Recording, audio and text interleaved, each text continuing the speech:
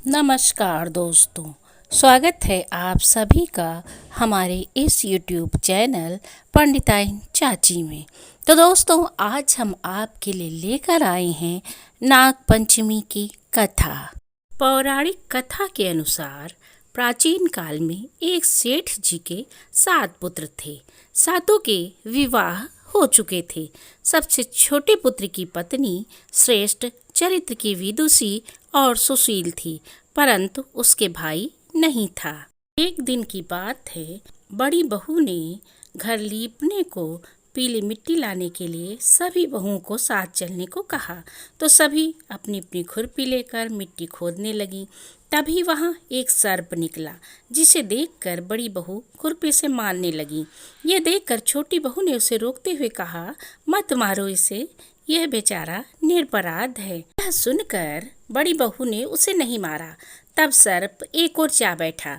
तब छोटी बहू ने उससे कहा, हम अभी लौट कर आती हैं, तुम यहाँ से जाना मत। यह कहकर वो सबके साथ मिट्टी लेकर चली गई और काम काज में फंसकर सर्प से जो वादा किया था उसे भूल गई। उसे दूसरे दिन याद आई तो वो सबको साथ लेकर वहां पहुंची और सर्प को उस स्थान पर देखकर बोली, सर्प भैया नमस्कार।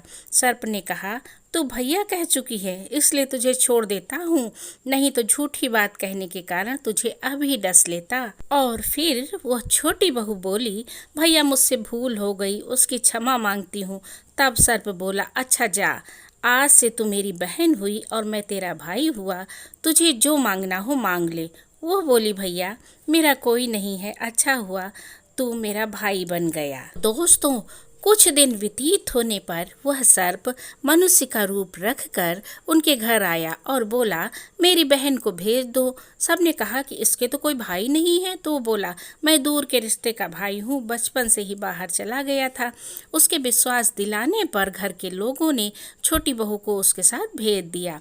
उसने मार्ग में बताया कि मैं वही सर्प हूँ, इसलिए तू डरना नहीं और जहाँ जहाँ चलने में कठिनाई हो वहाँ मेरी पूँछ पकड़ लेना। उसके कहे अनुसार ही उसने किया और इस तरह वह सर्प के घर पहुंच गई और वहां पर सर्प का धन ऐश्वर्य देखकर वह चकित हो गई। और दोस्तों, एक दिन की बात है, सर्प की माता ने उससे कहा कि मैं एक काम से बाहर जा रही हूँ, तो अपने भाई को ठंडा दूध पिला देना। उसने यह बात ध्यान न रखी और उसने गर्म दूध पिला दिया, जिससे उसका मुंह बुरी तरह से जल गया। यह देखकर सर्प की माता बहुत क्रोधित हुई, परंतु सर्प ने उसे बहुत समझाया, तब वो चुप हो गई। तब सर्प ने कहा कि बहन, अब तुम्हें अपने घर सोच रहा हूँ कि भेज दूँ। तब सर्प और उसके पिता ने उसे बहुत सा सोना चांदी जवाहरात वस्त्र आभूषण आदि देकर उसे घर पहुँचा दिया।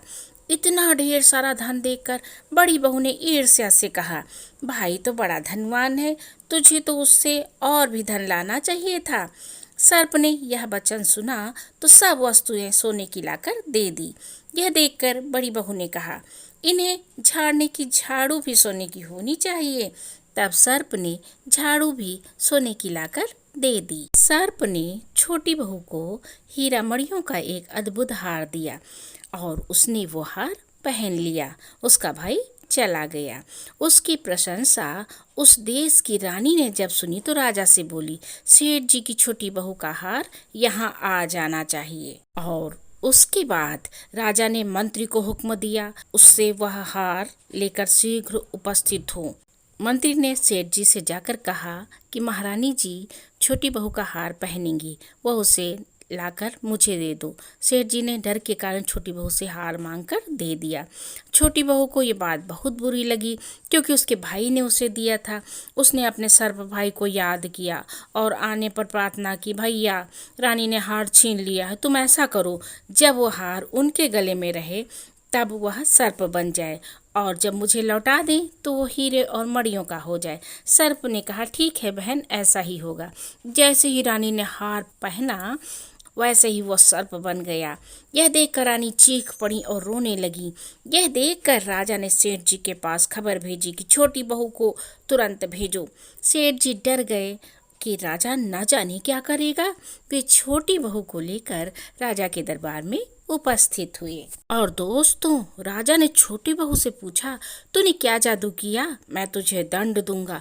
छोटी बहू बोली, राजन, धृष्टता क्षमा कीजिए, ये हार ही ऐसा है कि मेरे गले में हीरे और मणियों का रहता है और दूसरे के गले में सर्प बन जाता है। यह सुनकर राजा ने कहा कि ये हार अभी पहन के मुझे दिखाओ। छोटी बहू ने जैसे ही उसे पहना वैसे ही वह हीरे और मणियों का हो गया। यह देखकर राजा को उसकी बात पर विश्वास हो गया और उन्होंने छोटी बहू को छोड़ दिया और उसकी सच्चाई पर प्रसन्न होकर बहुत सा धन और बहुत सी स्वर्ण मुद्राएं पुरस्कार में दी। छोटी बहू अपने हार और धन सहित घर लौट आई। उसके धन को देखकर बड़ी बहू ने ईर्ष्या के कारण उसके पति को सिखाया कि छोटी बहू के पास न जाने कहाँ से धन आया है। यह सुनकर उसके पति ने पत्नी से कहा, ठीक ठीक बताओ कि ये धन तुझे कौन देता है। तब वह सर्प को याद करने लगी। तब उसी समय सर्प ने प्रकट होकर कहा, यदि मेरी धर्म बहन के आचरण पर संदेह प्रकट करेगा तो मैं तुझे खा लूंगा। यह सुनकर छोटी बहू का पति बहुत प्रसन्न हुआ और उसने सर्प देवता का बड़ा सत्कार किया और उसी दिन से नाग पंचमी का त्योहार मनाया जाता है और स्त्रियां सर्प को भाई मानकर उसकी पूजा करती हैं। तो दोस्तों, ये थी नाग पंचमी की, नाग देवता की कथा। अगर आपको पसंद आई हो तो लाइक, शेयर, सब्सक्राइब करना ना भूलें। धन्यवाद।